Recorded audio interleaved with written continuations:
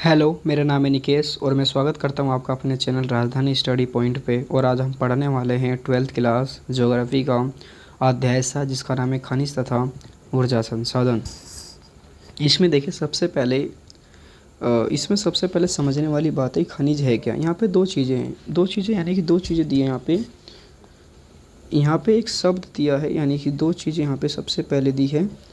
एक यहाँ पे खनिज, यानी खनिज किसे कहते हैं और ऊर्जा संसाधन किसे कहते हैं। यहाँ पे दो शब्द दिए गए हैं। देखिए, यदि हम खनिज की परिभाषा की बात करें तो खनिज की परिभाषा यहाँ दी गई है, जिसमें कहा गया है कि खनिज एक खनिज निश्चित रासायनिक एवं भौतिक गुणधर्मों के साथ कार्बनिक एवं अकार्बनिक उत्पत्ति का प्राकृतिक पदार्थ है। मतलब सिंपल शब्दों में यदि हम बात करें तो खनिज एक प्राकृतिक पदार्थ है। खनिज की सबसे पहली बात पता चली यहाँ पे हमें कि खनिज जो है एक प्राकृतिक पदार्थ है।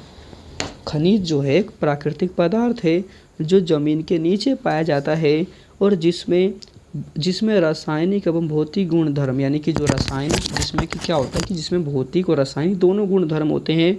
और खनिज कार्बनिक भी हो सकता है और अकार्बनिक, यानी खनिज में कार्बनिक गुण भी हो सकते हैं, अकार्बनिक। सिंपल में यानी कि खनिज एक प्राकृतिक पदार्थ है जिसमें निश्चित मात्रा में रासायनिक और भौतिक गुणधर्म पाए जाते हैं, जो कार्बनिक भी हो सकता है और अकार्बनिक भी होता है। अब दूसरा यहाँ समझते हैं कि ऊर्जा संसाधन यहाँ पे क्या है। ऊर्जा संसाधन क्या है। ऊर्जा, देखो, संसाधन का मतलब होता है कि ऐसा संसाधन जो हमें ऊर्जा देते हैं, यानी ऐसे संसाधन जो हमें क्या देते हैं, ऊर्जा देते हैं। जैसे कि एग्जाम्पल के लिए यदि हम कोई वाहन चलाते हैं, जैसे कि कोई बाइक चलाता है, कोई गाड़ी चलाता है, तो कोई गाड़ी ऐसी होती है जिनमें पेट्रोल की ज़रूरत होती है, कोई गाड़ी ऐसी होती है जिसमें डीजल की ज़रूरत होती है ना। और कोई ऐसी गाड़ी होती है जिसमें सीएनजी ज़रूरत होती है। यानी कि कहा जाए उस गाड़ी को चलाने के लिए, चाहे वो गाड़ी चलाने के लिए हो या दूसरे शब्दों में समझ सकते हैं कि हमारे घरों में जलने वाले जो बल्ब होते हैं, जो टीवी होते हैं, जो एलसीडी होती है, जो मोबाइल होते हैं, जो भी हम चलाते हैं, वो किससे चलते हैं, वो ऊर्जा से चलाए जाते हैं। तो वो जो ऊर्जा से जब चलाए जाते हैं, ऊर्जा मतलब एक तरह से बिजली का होना। तो ये बिजली किन चीज़ों से बन सकती है, ऊर्जा कैसे प्राप्त की जा सकती है, इसी के बारे में हम इस चैप्टर में पढ़ेंगे। तो सबसे पहले यहाँ जानते हैं कि खनिज संसाधनों के कितने प्रकार होते हैं। तो यहाँ पे बताया गया है कि रासायनिक एवं भौतिक गुण, यानी कि जो खनिज होते हैं उनमें कुछ रासायनिक एवं भौतिक गुणधर्म होते हैं। तो उनके आधार पर खनिजों को दो श्रेणियों में विभाजित किया जाता है। एक को बोला जाता है धात्विक खनिज और एक को बोला जाता है अधात्विक खनिज। जैसे कि यहाँ पे चार्ट में दे रखा है, खनिज दो तरह के हैं, धात्विक खनिज और अधात्विक खनिज।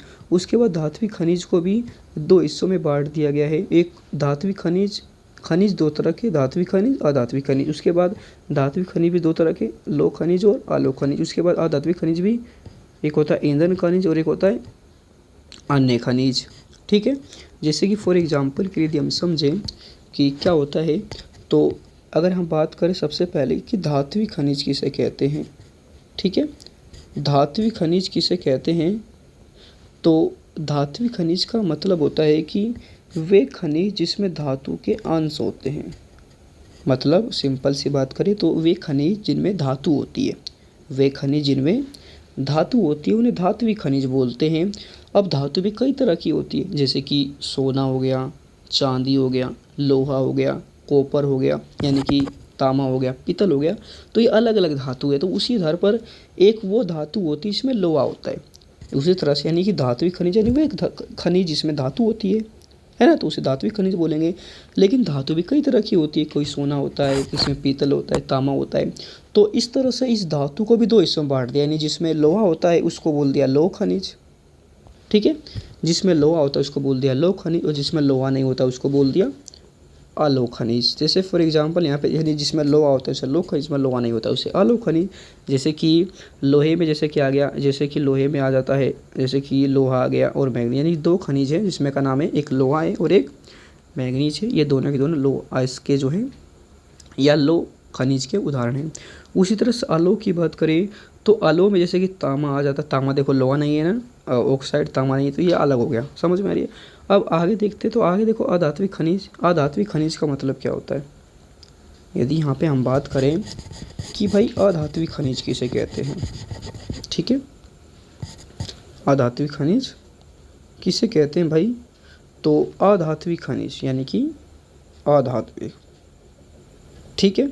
जैसे कि इसके नाम से पता चल रहा है, यानी वे खनिज जिसमें धातु नहीं होती, यानी कि वे खनिज जिसमें धातु नहीं होती है, यानी जिसमें धातु नहीं होती है। तो जिसमें धातु नहीं होती है वे खनिज क्या कहलाते हैं? अधात्विक। यानी धातु जिसमें नहीं होती है वो क्या कहलाते हैं? अधात्विक खनिज। इसी तरह से भाई अब कुछ होंगे जिसमें धातु तो नहीं होगी लेकिन उसमें भी कुछ अलग गुण होंगे, और इसी आधार पर अब इनको जो दो हिस्सों में और बांट दिया गया। जैसे कि एक को बोला जाता है ईंधन खनिज, यानी जिससे हमें ईंधन मिलता है, फॉर एग्जाम्पल के लिए कोयला, पेट्रोलियम, प्राकृतिक गैस मिलती है, जैसे कि सीएनजी का नाम सुना ही होगा, एलपीजी का नाम सुना ही है आप लोगों ने। दूसरा यहाँ पे अन्य खनिज, अन्य खनिज जैसे कि माइका हो गया, चूना पत्थर हो गया, ग्रेनाइट हो गया, बलुआ पत्थर हो गया, संगमरमर हो गया, सीसा हो गया, नमक हो गया, तो बहुत सारे हो जाते हैं इसमें, ठीक है।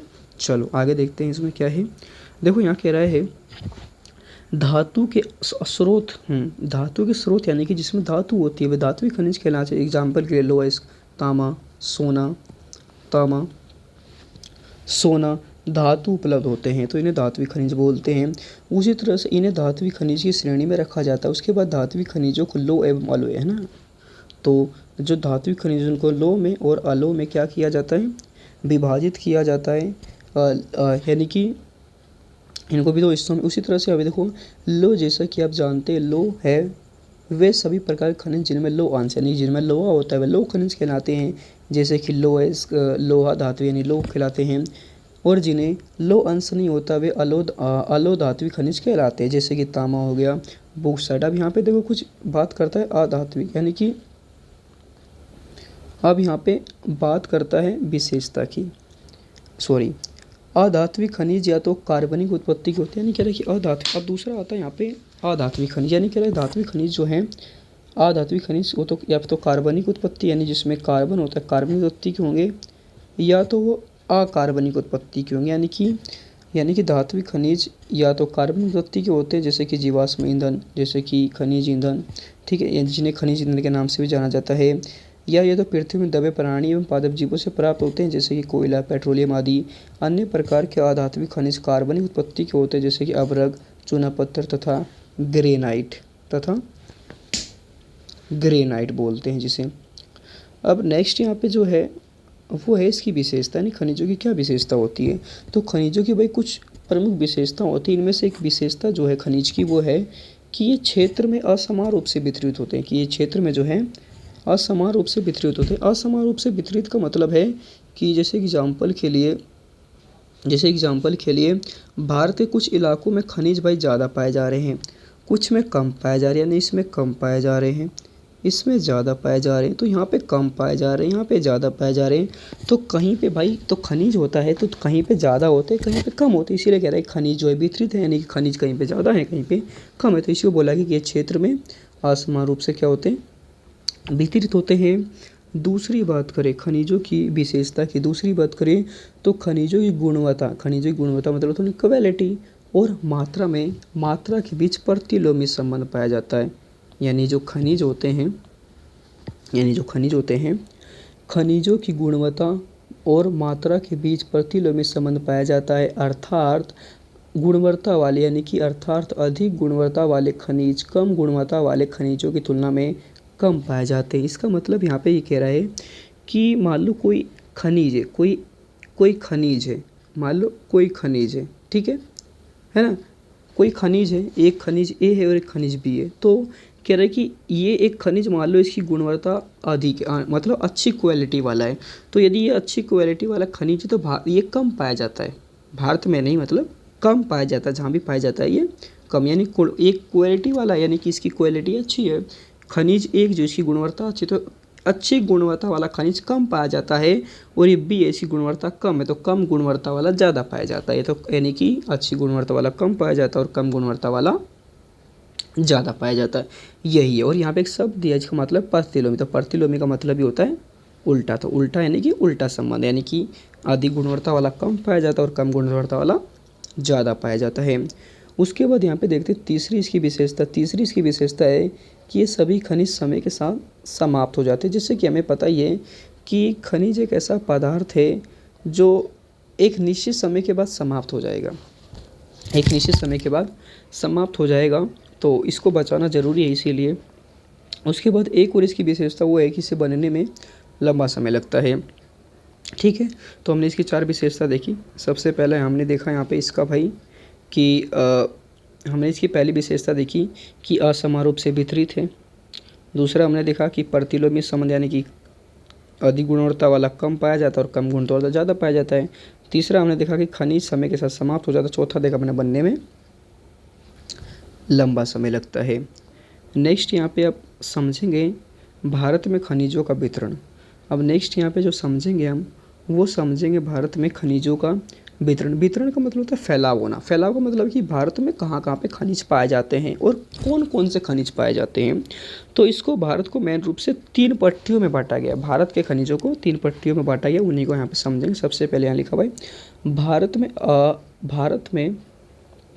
भारत में अधिकांश धात्विक खनिज प्रायद्वीपीय पठारी क्षेत्र के प्राचीन क्रिस्टलीय शैलों में पाए जाते हैं।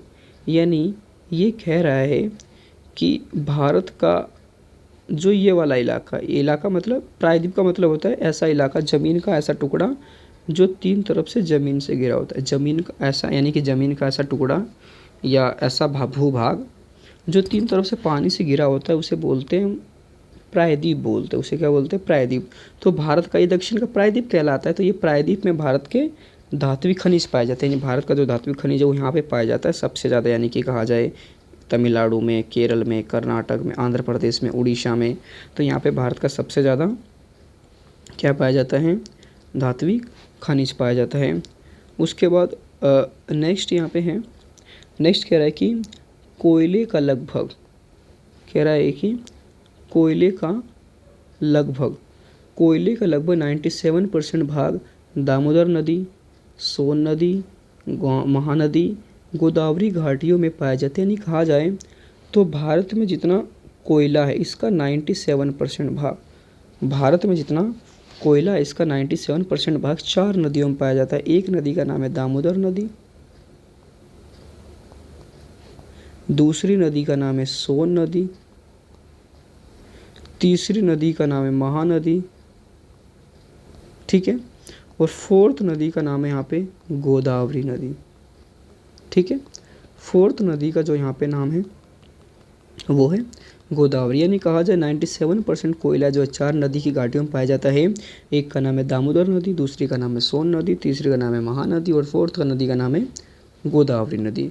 तीसरा अब नेक्स्ट यहाँ पे दिया गया है पेट्रोलियम, यानी भारत में पेट्रोलियम कहाँ कहाँ पाया जाता है।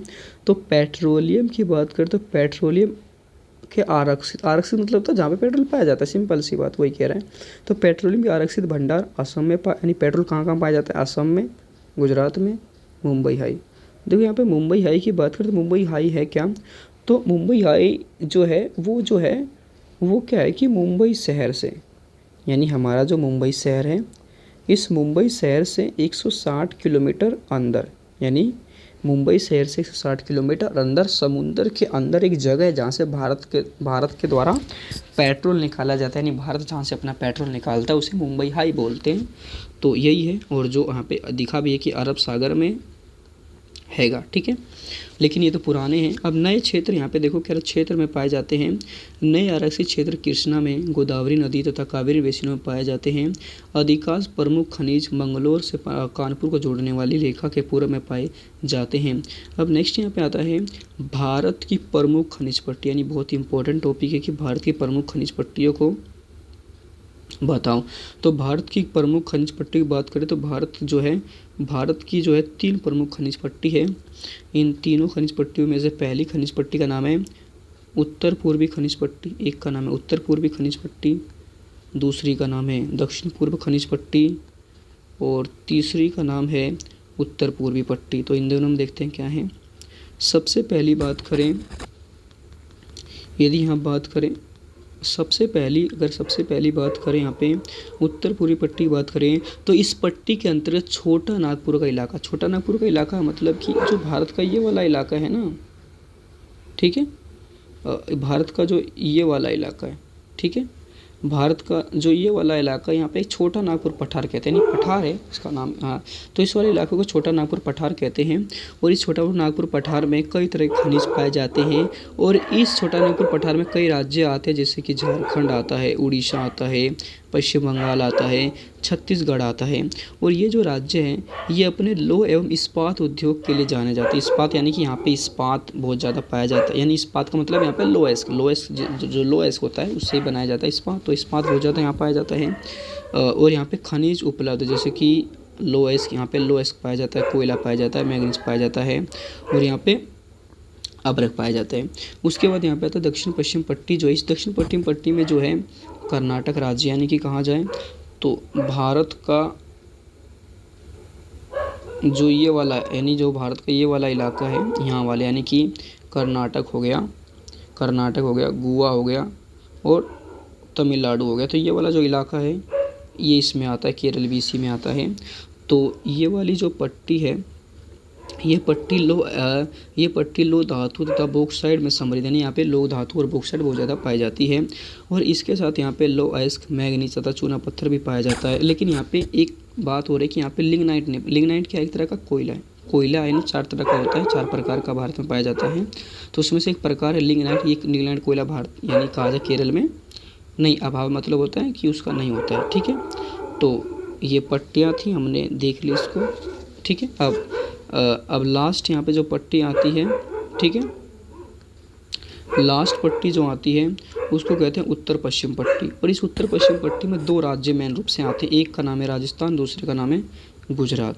और ये जो राजस्थान है, ठीक है, और ये जो राजस्थान है ना, तो जो राजस्थान है और जो गुजरात हैं ये दोनों के दोनों भाई यहाँ पे अधात्विक खनिजों के जाने जाते हैं। अधात्विक खनिज का मतलब होता है जिनमें धातु भी नहीं पाई जाती है और ईंधन भी नहीं पाया जाता। जैसे कि यहाँ पे अगर बात करें तो यहाँ पे जैसे कि बलुआ पत्थर राजस्थान में पाया जाता है, ग्रेनाइट पाया जाता है, संगमरमर पाया जाता है, चिप्सम पाया जाता है, यानी भवन निर्माण के लिए इसका इस्तेमाल किया जाता है।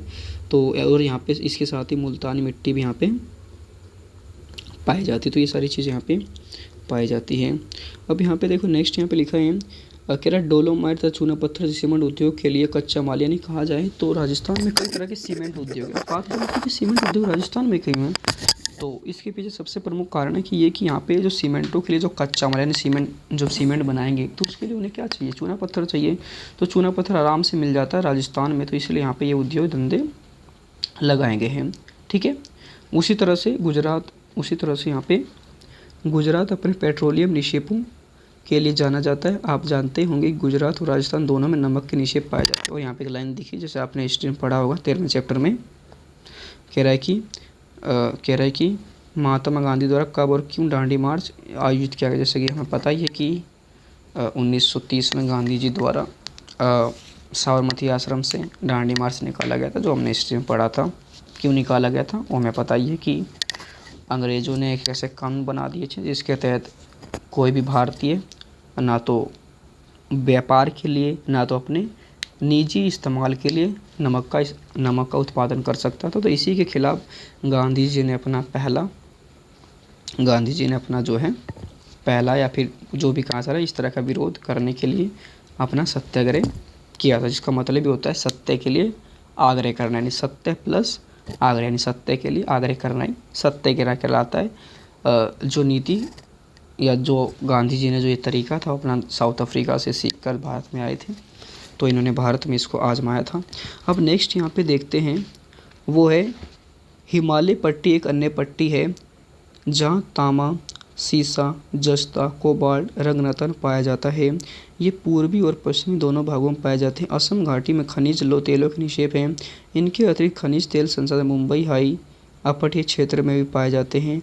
और कुछ महत्वपूर्ण खनिज तो इसमें कुछ नहीं है, इसमें बताया गया कि एक और हिमालय पट्टी है, यानी कि एक और हिमालय पट्टी है जहाँ पे तांबा पाया जाता है, सीसा पाया जाता है, जस्ता पाया जाता है, कोबाल्ट पाया जाता है और रंगनतन आदि पाया जाता है। तो आज के लिए अपनी क्लास यहीं समाप्त करते हैं, बाकी की चीज़ें कल करते हैं। तो जय हिंद, जय भारत, आज के लिए इतना ही।